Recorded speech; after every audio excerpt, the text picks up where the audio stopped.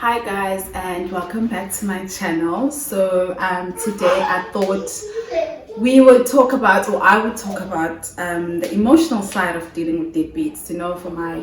With my maintenance journey videos, I've been basically discussing the financial effects of dealing with deadbeats, but there's more to it than just money, and we all know this. So today I just want to share my story on basically how I ended up in maintenance court and how I ended up with two deadbeats. So I fell pregnant with my first child when I was 18. I was doing my second year university, and I had been dating her father for a couple of months. And in January, when we came back from school holidays, I got back to Res, and he calls me and he says to me, "Oh, when last did you get your period?" I'm like, actually, now that you say it, I haven't gotten my period, and I actually have been feeling sick, but I just brushed it off as a nyongo because it was December. I'd been eating all this food, I've been drinking, and it was sweets. You know how Christmas is in Black families. So I just thought, "Nkuli so good, in December, can't." So he gives me money, and I go with a friend of mine to go get pregnancy tests. So I think I got like 3 or 4 pregnancy tests, and I peed on all of them, and they all came out positive. Whew. I think I cried for like an hour straight.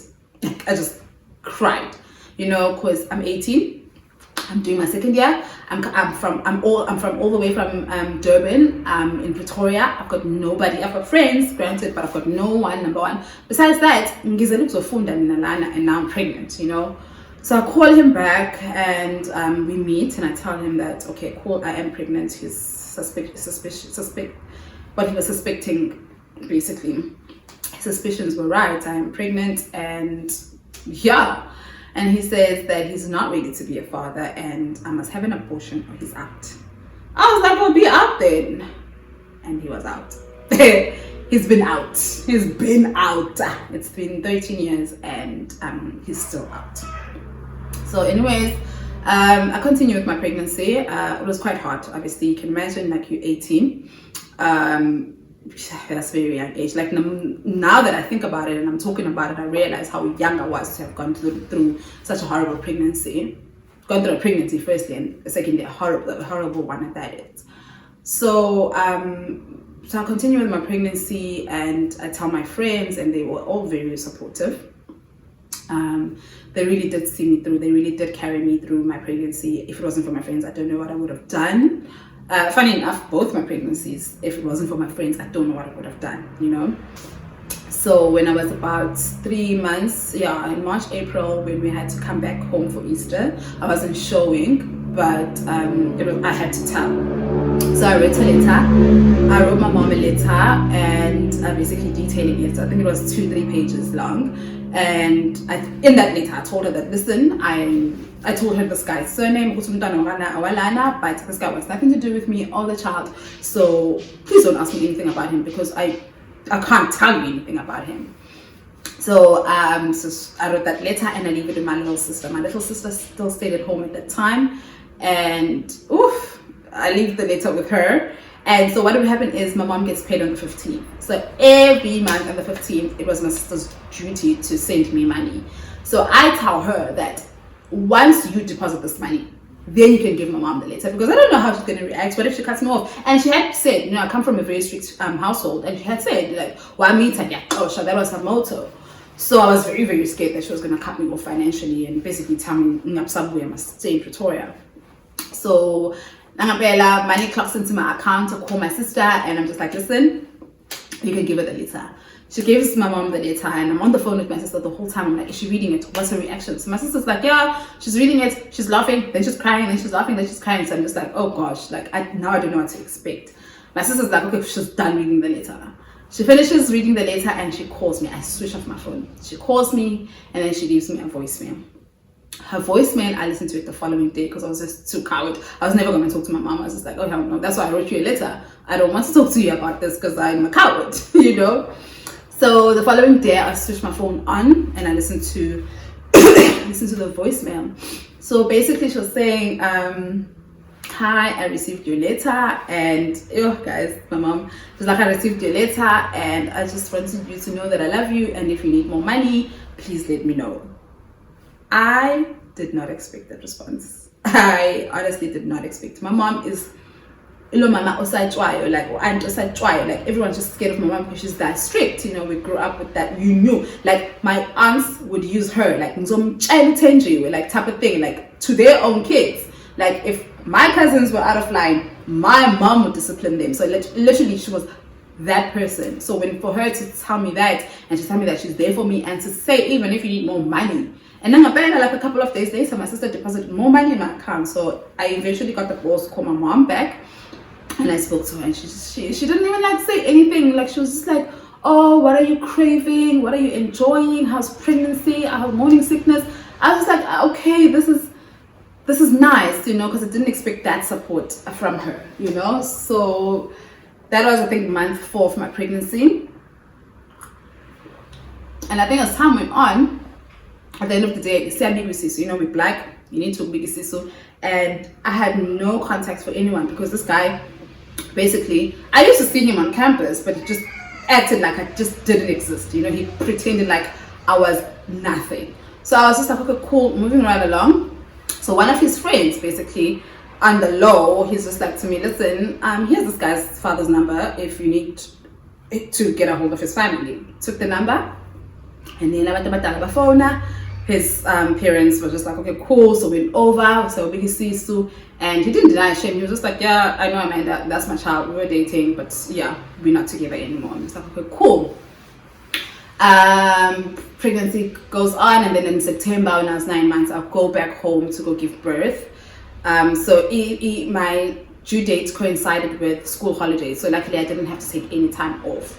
And I couldn't take time off because we were writing exams. So I gave birth on a Monday, and then the following Monday I was back in Pretoria to go write exams. So I'd never really got a chance to be a mom, to feel the first few days, you know, because I was healing from a C-section. I didn't never bonded with my first child. Like it was just such a sad experience for me. And it broke my heart, you know. And following week, it was like nothing ever happened. I had to go back to school to go write exams, and I came back home in December. By the time I came home, my child was already 3 months. She was so close with my mom and my sister and my cousins. I don't even think she recognized that I was her mom. She knew that I was her mom, you know. And that broke me, but you know what, I had to do what I had to do. So I went back to school. So I was in school for 3 months, and then I came to Durban for school holidays. Every long weekend, every chance I got to come back, I came back. But it was not the same. You know, my child was closer to my parents and my cousins and sister than she was to me. I don't think she felt any connection with me, you know, and that for me till today will always hurt. Also, my baby daddy's mother, I have to just mention this. My baby daddy's mother has been there since day one. You know, since my daughter was born, she has been there throughout the bullshit. Regardless of her son not wanting anything to do with me and the baby, she has been there. There was a time where my daughter, I think for like a year or 2, lived with her in Pretoria. So she's always been there till today. Her and my daughter are still very close. So I just have to mention that it's not the family that was trashed. It was just him, you know. So years went by, and my child started, obviously the older she gets, the more questions she has, you know, and the older she gets, the more intense the questions would get. And in the beginning, I'll just lie to her and I'll be like, oh, your father is traveling. Oh, your father is there. Oh, your father's doing this. You'll meet him one day. You'll meet him one day. But there came a time, I think when she was 11, when she was just like, okay, cool, we need to sit down and have a conversation because where is this man? And I sat down and I told her the truth, that basically he just didn't want anything to do with us. And unfortunately, this is where we are.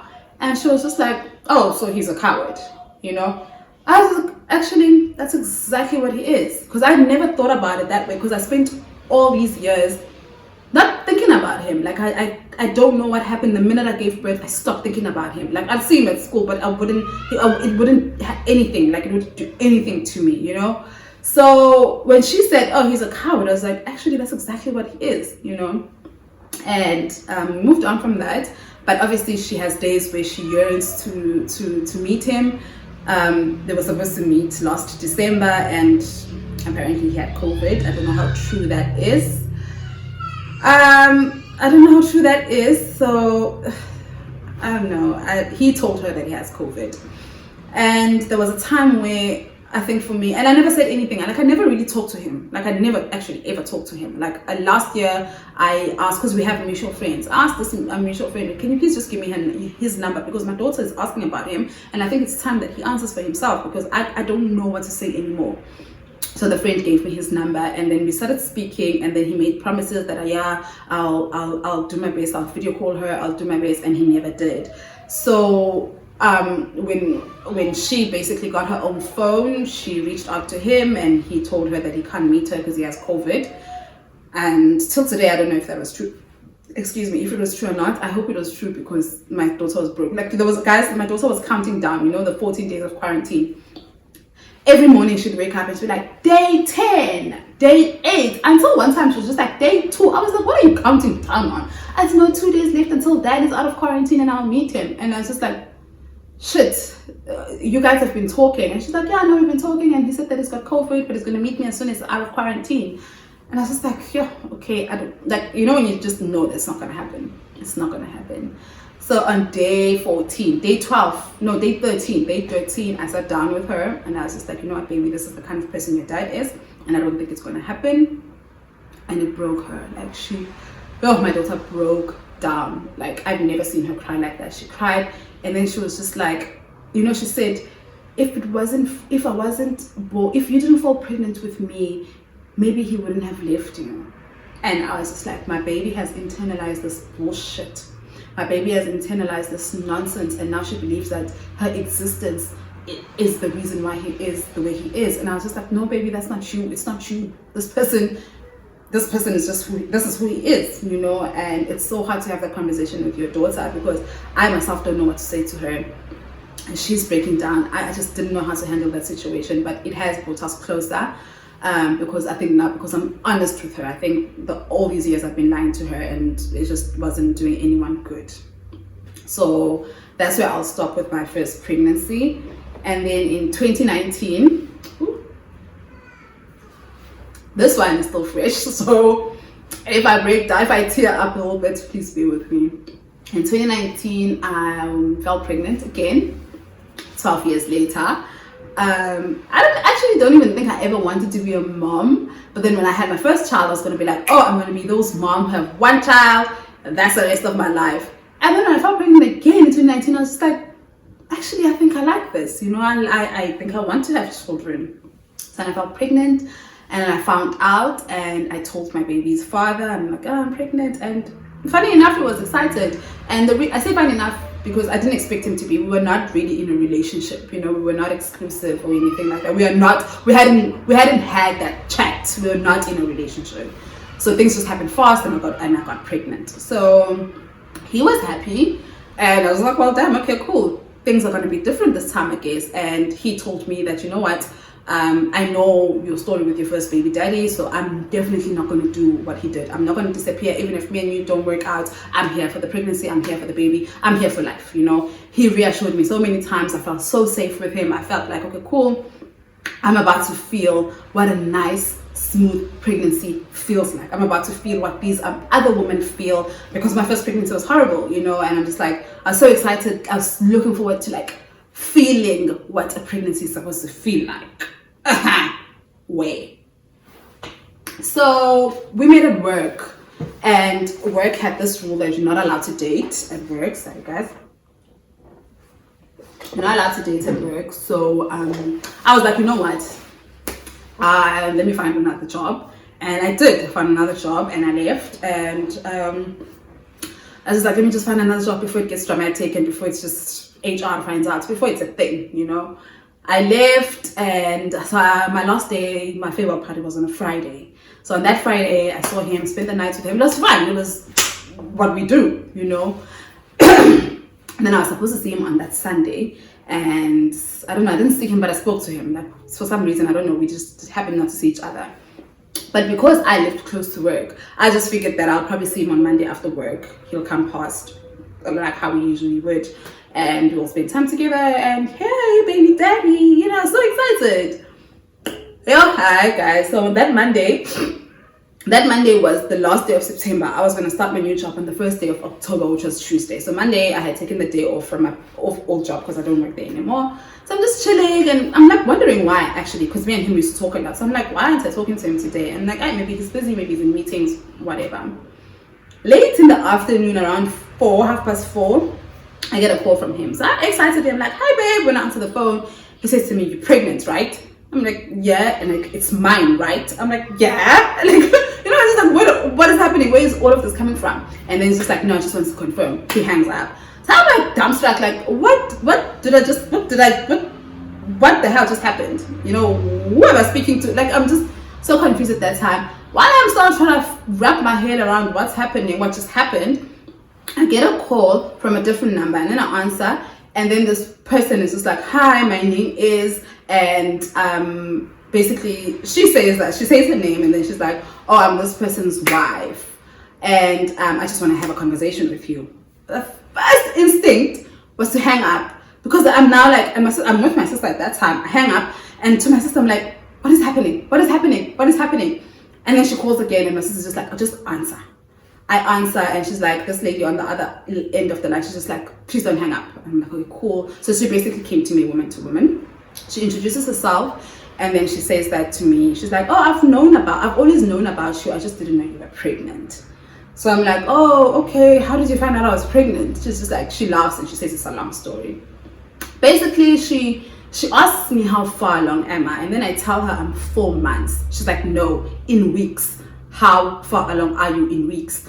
I'm like, I think at that time I was about 16 weeks and maybe a week or something, and a couple of days, I mean. And then I tell her, and then she's like, oh, I'm also 4 months. So, and then it clicks to me, the reason why she wanted the weeks, she wanted to like be specific. She really wanted to see how far we were from each other. So she tells me she's also 4 months pregnant, and she's due in the beginning of March. I'm like, okay, cool. I'm due in the end of March. She's like, oh, okay, cool. So she starts now, obviously getting angry. And I say to her, you know what? Because we're both pregnant, how about we have this conversation in April when we've both given birth? Because I'm confused, you're confused, we both need answers. I'm willing to have this conversation with you in April. She's like, no, there won't be a need for that. So she basically tells me that I'm going to be a single mom. And she basically tells me that her husband is going to have to choose between her child and my child. And because they are married, he's obviously going to choose her child. So I'm just like, you want him to choose between children, not between women? He's like, yeah. She's like, yeah. She's going to have to choose between your child and my child. And he's going to choose my child. I was like, okay. So we continue talking. Obviously, the talk wasn't pleasant. You can imagine at the end, when you start telling me that I'm going to be a single mom, and you're telling me that your husband's going to have to choose children, I'm just like, okay. Eventually, we hang up. We both hang up. And that was the last time I heard from him. He blocked me. And mind you guys, the following day I was going to start a new job, and he knew this, you know, obviously he knew this. The following day I was going to start a new job, and I'm just like, why would you do this to me? Why is all of this happening? I start my new job the following day. Luckily, my new job wasn't so new. I had freelanced for the company before, so the people I was working with is people I had worked with before. So it's a big company, but the team I was in was quite small, and it's very like family vibes. So I felt safe. I felt like I could break down in front of these people and tell them what happened, and that's exactly what I did, because I was just like, I can't. I know it's my first day at work, but like I can't. I'm 4 months pregnant, and yesterday I got this call, and this person has blocked me, so I've got no answers. I don't know what to do, and I don't know what to say. I just don't know what's happening. So luckily, people are just like, they were obviously shocked and understood my situation, and they were very sympathetic with the situation. So I think when I was about, obviously because me and him, we used to work together, so we have a lot of mutual people that we know. So word start going around that he's going around telling people that he wishes I have a miscarriage, because my baby not existing, basically the only thing that's going to save his marriage, and he just wished all these ill things. And obviously these things would get to me. You know, people would be like, oh, this is what he's saying. Oh, this is what I read. Oh, this is what... And to a point where I was just like, you know what? I can't take it anymore. Please don't report. Don't tell me anything that he says anymore, because obviously he's made it clear that silence is a response. He's silent, and now he's going around telling everyone who's willing to listen that he wants my baby to die. You know, so I was just like, okay, cool. I don't want to hear this. I think when I was about 5 months, my mom is just like, okay, cool. Pela, we once again, I'm like, shit, I hadn't even thought that far.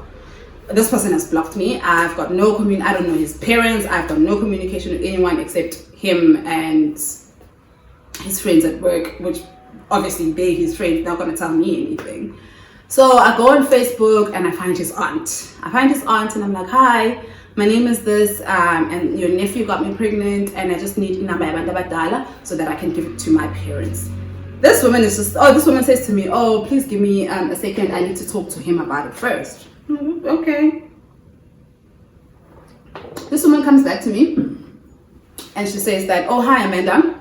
I spoke to my nephew and I just feel like Zbon, basically, like don't involve us as a family. Zbon, you're on your own. In not so many words.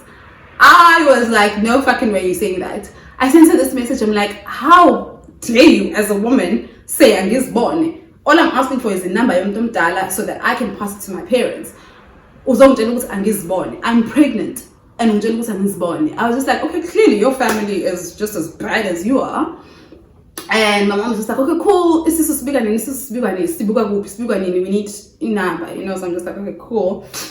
I remember that he's very hectic with church, So I remember the name of his church, and then I find his church on Facebook. And then on his church, there's a landline and there's a cell phone number. So I'm like, grab the cell phone number, and I get like an elder to call because I didn't know who was going to answer the phone on the other line. So I get an elder to call, and basically the person picks up. It's a guy. He picks up and he's just like, oh, hi. We tell him that, oh, someone from your congregation has made me pregnant. Basically, this elder is speaking, has made our daughter pregnant, and we need to get in touch with Abandabadala. So we just want to know if you guys are able to help. This guy's like, oh yes, no, I know him. I know who you're talking about. And his father and my father, who's the owner of the church, are very, very close. So I will talk to my father, who will then talk to his father, and I will come back to you, And that was the thing. It was a Thursday, and it's just like, if I don't come back to you by Monday, please call me back. He comes back to the elder I asked by Sunday evening. He comes back to us and he's just like, okay, cool. I've spoken to my father, and he says that he's spoken to his father, so you guys should expect a call from your baby daddy's father. I'm like, okay, cool, thank you. So the father calls Nangambela on the Monday. He calls me and I'm like, okay, cool. I don't think I'm the right person you should be talking to. And I'm like, can I give your number to my mother? So I did that, and they spoke, and Sahamba sayo big sis when I was 6 months pregnant. And at that family meeting, it was it was the worst family. Firstly, I don't come from a home where we have family meetings, so it was the first family meeting I've ever been to, and the worst. Basically we were there for the whole day, and the family was just mad that we went through the church instead of coming through to them. In my head, I'm like, how am I going to come through to you when your son has blocked me? Number one. Number two, I did try to come through to you, and Mama Kaya told me to go basically fuck off. So my thing is just like, you are mad at the most irrelevant things. You are mad that we had to go through church. Why aren't you mad at the fact that your son made someone pregnant and deserted her? Like, why aren't you mad at that? They made it seem as if I basically raped their son, and their son was the victim, and it was such a hard meeting to go through. Anyway, that meeting got finished, and then by the end of the meeting, we were all cool as families. And the conversation was, he needs to unblock me so that if I need anything, I need to speak to him. He never unblocked me. And the last thing we said in that meeting is that, okay, cool, we're going to come back when the child is born, basically to just introduce the child to the family. Yeah. So yeah, that goes on. And in that time, I'm getting text messages from his wife's friends. I'm getting text messages from him, his friends, I mean. Basically by tuga the aliki gama bangangibizanga bashiya bangalazi, like no ndindwa tikilani litikati. There's no kind of who I wasn't called during my pregnancy until one day I sent her directly, the wife, at SMS. I was just like, listen, I know it's you and your friends who are basically doing this. I need you to stop. I still offer to have a conversation with you once we both give birth, but I'm not going to do this calling each other out of our names thing, so please stop. And luckily she heard me and it stopped. I gave birth, and funny enough, I called him. and I told him that listen, I gave birth, and he stepped up. He came to the hospital, and he was there for a little bit. I think he was there the first 2 months, but I went home after giving birth. I went home. So, but he was there. He used to call every day, check on the child, basically like what does the child need, what's going on now. And it felt like, okay, cool, I guess we can forget about the past and just move forward. We then, I think when the child was about 3 months, we then had a family meeting where the family promised to basically be part of the child's life, and they want to be part of the child's life, and we're going to do everything that we can. His wife said that she doesn't accept the child, and she won't accept the child, and basically it means that he can't, being my baby daddy, can't basically parent. But if I need anything, basically I was told to contact the family members, being the father, the mother, anyone else in that family. I was just like, that's dumb, I didn't make a baby with them. But anyways, whatever, bro, like for peace sakes, So time went by, and it didn't work out. He disappeared again. So, and next thing, I started then that's when I took him to court, because I was just like, you know what, if you're not going to be present physically, then at least you at least pay up, So I took him to court, and that's where I document on the 3-part videos that I have. So if you want to see that part, you can check out those videos. But the emotional impact it has had for me to have to deal with these two situations is obviously rejection, and I think for me what hurts the most is that both these men that I have children with also have children with other women, and they are very present for the children that they have with these other women. So for me, it's very hard to not take it personally. Like, it's hard because I'm just like, oh, okay, cool. So do you have a problem with me? Because you are there for your other children. You don't have, so it's not that you don't want to be a father, you just don't want to be a father to my kids. So I've been battling with that rejection. It's such a hard-hitting rejection, but it's because you're not only rejecting me, you're also rejecting my kid. Luckily, my second child is only a year, so she doesn't know what's going on, but my firstborn is very aware, so I was so mad one time. My daughter comes to me, she's like, oh, I was speaking to my dad, and I asked him when basically we can start having a relationship, and he said to me that unfortunately he's still busy parenting his 2 boys. Once he's done parenting, then he's gonna come back to me. I was just like, he said that. I had a baby with this person in varsity.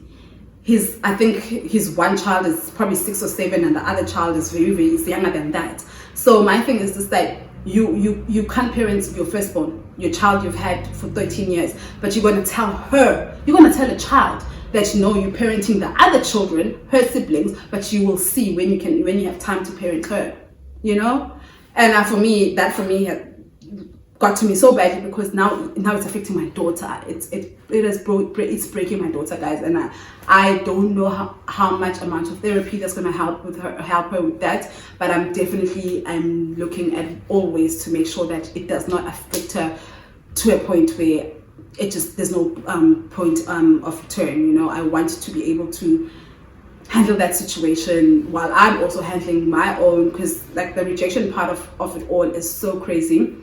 And luckily with my firstborn, as I said, that her grandmother has been there since day one, so she's got a relationship with the family. She's got a connection with the family, unlike my secondborn. My little girl, at the family meeting, they promised they're going to be there for the child, and I think the parents did come to visit the child once but never did. And recently, I think for me what broke me is that my child and obviously his other child, they're only 2 weeks apart. So on his other child's birthday, the mother, being the grandmother, put the grandson as a profile picture for a whole week. And then 2 weeks later, it was my daughter's birthday. I didn't even get a text. I didn't even get an HBT. She didn't even call to find out if my baby was okay. The 2 younger sisters did, but they're babies. They're young, and I don't expect them, because at the end of the day, you do what the family says. So I think they probably called in secret, but it hurts that even the elders are rejecting my child. It's one thing for him to reject because he fucked up in how he fucked up. He's married and he did this whole bomb. I can imagine that the woman involved is hurt, so maybe he's trying to fix that. But for the elders also to just reject my baby, that's something else that it hurts. That's another type of rejection. And I do hope that my second daughter doesn't also grow up and experience and continue to experience that. I do hope that things change. Abantu abadala, they wake up, and he, the father of the child himself, wakes up and starts parenting, because yes, as the long-term effects it has. You guys, I once posted about this on Twitter, and the responses I got was that it was mostly from women saying the effects it has had of them to have fathers who were inconsistent in their lives. You know, most of them were just like, I wish my dad wasn't there at all, because it breaks your heart to look forward to meet your dad and then he bails on you. And that's exactly what happened with my firstborn. You know, she was looking forward to meeting him, and then bam, I have COVID, bam, I'm in hospital. And as I said, I don't know if it's true or not, but everything that I read about on Twitter, I see it's happening in my kid's life, and I hate that they're going through this. I hate that I'm going through this. But the emotional effects dealing with deadbeats have, for me also, I've been pregnant twice, and both times I've gone through pregnancies by myself. You know, I've had my friends, I've had my family, but I haven't had a partner. So for me, it makes me feel like when someone is like, oh, you're gonna have a third child, I'm just like, do you think I trust men? You know, I feel like I don't know, I feel like, am I meant to go through pregnancies by myself? Am I meant to be in pain every time I'm pregnant? Am I meant to be in the situation all the time? So as a result, I'm so scared of trying to love again and trying to find a life partner and trying to have another child again, because I'm just like, they're gonna leave too. So that's something that obviously I need to deal with. But for me, my biggest worry is my children. My biggest worry is what it's doing, especially to my eldest daughter, that is, because she's a teenager now, you know, so many things, so many emotions, so many things are happening to her body, her mental, everything. She probably just doesn't understand what's happening, because I mean, teenagehood, hormones, all of these things are happening, and then you have to deal with the fact that your own father is rejecting you, because that's exactly what it is. It's rejection, and that's how you're going to take it. A lot of people obviously are going to be like, yeah, it's on him, and it is on him. But as a child, you don't see it that way. As a child, you're always being like, oh my gosh, he doesn't want me, he didn't choose me. And once again, it's always going to be, he didn't choose me, because he's got other kids that he's parenting. Both my baby daddies have other children that they choose to parent, and they're not parenting these ones. So it will always be, he didn't choose me, you know. And I don't know how to handle it, and I will appreciate any advice if you ladies have gone through it or going through it, or if you maybe were a child that was, I hate this word, rejected, but basically that what it is. What kind of effects did it have on you? What did you do? Did you go to therapy? Did you confront your father? What did you do? If you guys have anything for me, please let me know. But I just thought I would drop this video and just talk about, I don't know if I spoke enough. I do struggle with being vulnerable, so I will say that. So I don't know if I did touch enough on how this thing affects me every day, but I would really love to hear your opinions. Please be kind. This is such a horrible, a difficult thing to speak about, but you guys are always kind to me, so I'm not too worried. But yeah, I would really like to hear your thoughts on how you guys have dealt with it, or if you were a child who had to deal with an inconsistent father, how did you deal with it? And I would really appreciate your opinions and your advice. And I will see you next time. I hope this video is not too long. I will see you next time. And I promise you, next time I'll definitely be talking about something more cheerful. I'm so tired of doing these sad videos. I'm so tired of being sad, you guys. But yeah, next time, see you guys next time, and thank you so much for your support, and thank you for watching till the end, because I know that this video is quite long. And thank you for your support, guys. Please don't forget to subscribe, and tell your friends who might relate to my content to please also subscribe. Thank you.